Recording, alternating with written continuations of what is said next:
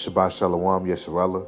First and foremost, I'm to give all praises and glory to Yahweh, Ba'ashem, Yahweh Shai, Ba'ashem, Racha Kodash. Double honors to the apostles and elders of Great Millstone. Peace and blessing to the Akim that's preach the word in all truth and sincerity, along with your Israelite foreigner brothers that look like the heathens, but the line of outside goes back to the nation of Israel, which nation of Israel are you so-called Negroes, Latinos, and Native Americans through the prophecies and curses of Deuteronomy 28 chapter and throughout the Bible. So this is your brother Yakar Amok with the lesson. And on today's lesson, I'll be going to one of Yahweh Shai's parables, which the scholars called the parable of the talents. You know, it's very one of my favorite parables, and just want to go into it. And Lord willing, you brothers and you sisters out there be edified through the spirit and power of Yahweh by Shimon Shai. You know, I'm going to start off with the book of Luke, chapter 19 and verse 11. It says, "And as they heard these things, he added and spake a parable, because he was nigh to Jerusalem, and because they thought that the kingdom of Yahweh should immediately appear."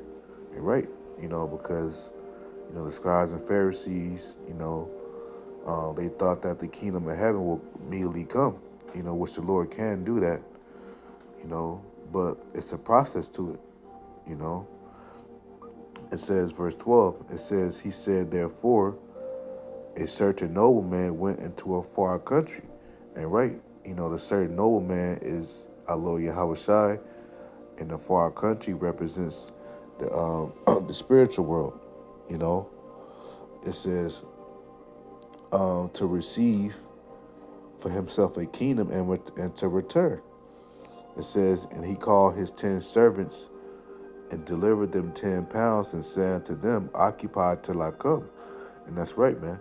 And these 10 servants, the 10 servants represents the prophets, and the 10 pounds represents the measurement of truth and faith that the Lord has bestowed upon the servants, and it says, occupy till I come, meaning we have to occupy means work, which is teaching the truth. You see? Now I'm gonna give me 1 second. I'm gonna go to the blue letter. Now when you look up that word occupy in the blue letter, it means it's from the Greek word pragmatomai, which means it says to be occupied in anything, to carry on a business, to carry on the business of a banker or a trader, So it has to involve in working, because occupy is short for occupation. As you will fill out a job application at a job, and it will say occupation, So the occupy till I come, meaning, the servants have to teach the truth until our Lord Yahweh Shai comes back, It says, verse 14 says, but his citizens hated him and sent a message after him saying, we will not have this man to reign over us. And right, and the citizens represents the Israelites, Yahweh Shai, his own people, so the Lord, his own people, the wicked of his people, the 2/3 of Israel, don't want Yahweh Shai to reign over them. You see? It says, verse 15 says, and it came to pass that when he was returned, talking about Lord Yahweh Shai, having received the kingdom, then he commanded these servants to be called to him, to whom he had given the money, that he might know how much every man had gained by trading. Because it's a trade, it's like a trade. The servants, the prophets go out and teach the word, and then in exchange, the elect comes in, the truth. It says, verse 16, it says, then came the first, saying, Lord, thy pound hath gained 10 pounds. And he said to him, well, thou good servant, because thou hast been faithful in a very little, have thou authority over 10 cities, man. So this faithful servant that had gained 10 pounds, which represents his works, teaching the word and bringing the elect in the truth.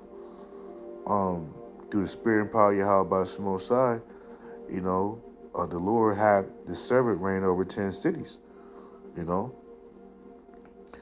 And that proved that the Lord is fair, man. The Lord, you know, will always over exceed our blessings, you know, because we had, you know, the servant been faithful in a very little thing, but the Lord gave him authority over 10 cities. That's a lot, man.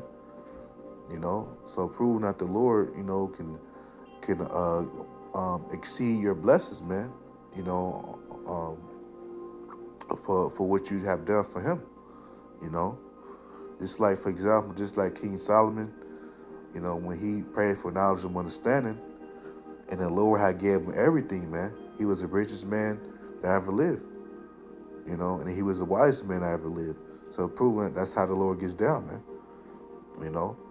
Um, but going back to Luke, in the parable, Luke 8:19 and verse 18, it says, "And the second came, saying, Lord, thy pound hath gained 5 pounds. And he said, likewise to him, be thou also over 5 cities. And another came, saying, Lord, behold, here is thy pound, which I have kept laid up in a napkin." So this servant right here, you know, represents a slothful servant, a lazy servant.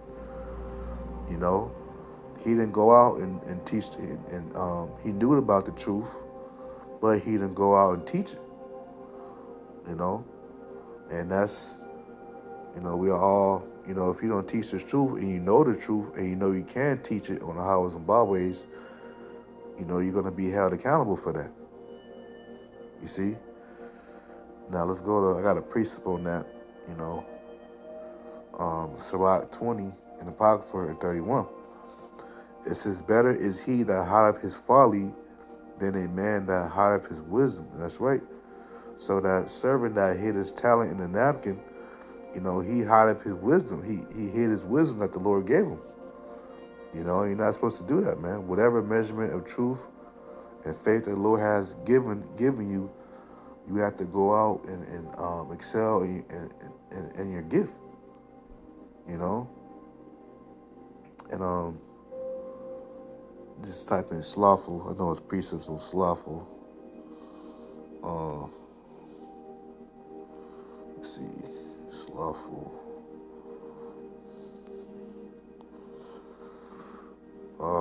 Let's see.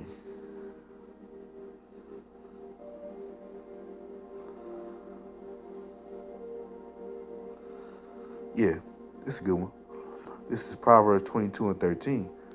It says, "A slothful man saith, there is a lion without, meaning outside, I shall be slain in the streets." And that goes into like how, you know, a slothful man represents a lazy man.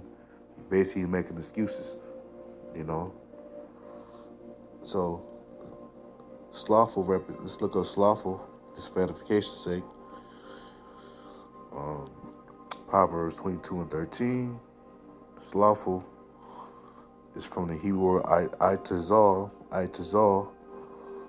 which means lazy, sluggish. You know, so you don't want to be lazy in this truth, man. You know, and especially as Apostle Har once said, you're working for the King of the universe, so you can't slack in working for the King of the universe, which is Yahweh by Shemon Shai. You know, they had him follow Yahweh, man, and his son. Now let's go back to Luke the 19th chapter, and where did I leave off at? I read Luke 19 and 20 again. It says, "And another came, saying, Lord, behold, here is thy pound, which I have kept laid up in the napkin." That's another thing. This servant had the least duties, responsibilities, and he still was lazy, man. As opposed to the other servants that had more, that had more of a burden to bear, but they still went out and did the work.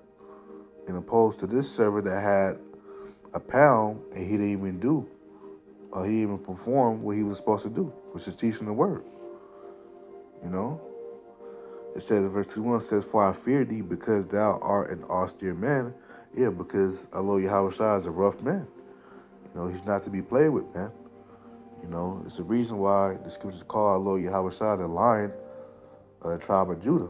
One thing about a lion, you don't play with it, man. You know, it's very fierce, manly, strong, courageous, brave, bold. You know, as the scripture says, the righteous is bold as a lion. You know, it says, "For I fear thee, because thou art still man.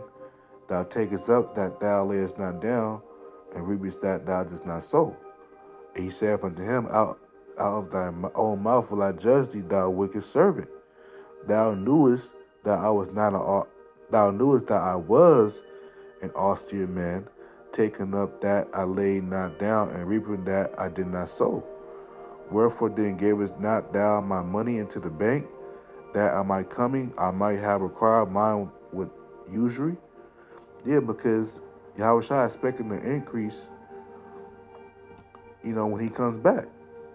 So if the Lord gave you a measurement of truth, when he comes back, he's expecting something in return, which is your works, and bringing in, which is the Lord that brings in. It's the prophets that, sow the word, sow the seed, and the Most High provide the increase, as is written. But the Lord does that by way of his men on earth, his servants, the prophets. So when our Lord Yahushua comes back, he's expecting, his usury. It says, verse 24, it says, "And he said to them that stood by, take from him a pound and give it to him that have 10 pounds." So the truth was taken from that wicked servant and gave it to the one that had 10 pounds. And they said to him, "Lord, he have 10 pounds. For I say unto you that unto every one that which have shall be given, and from him that have not, even that he have, shall be taken away from him." And that's right, man. So whatever measurement of truth, man, you don't want the Lord to take it away from you, and to cause you to be disenchanted and fall off the truth, man. So that's why we always must have that fear of Yahweh Shemon Shah to do the work. Because if we don't, the Lord can easily, because we are expendables in this truth. We're easy to be replaced, and the Lord don't need us. So the Lord can easily take his spirit off of us and put on another individual, another brother in truth, to increase that brother. So it's very, very fearful, man. Verse 27 says, last verse, "But those my enemies which would not that I should reign over them, bring hither and slay them before me." And right, that's what the Lord's going to do. So whatever Israelites, wicked Israelites that don't want our Lord Yahweh Shai to rule over them, he going to kill them.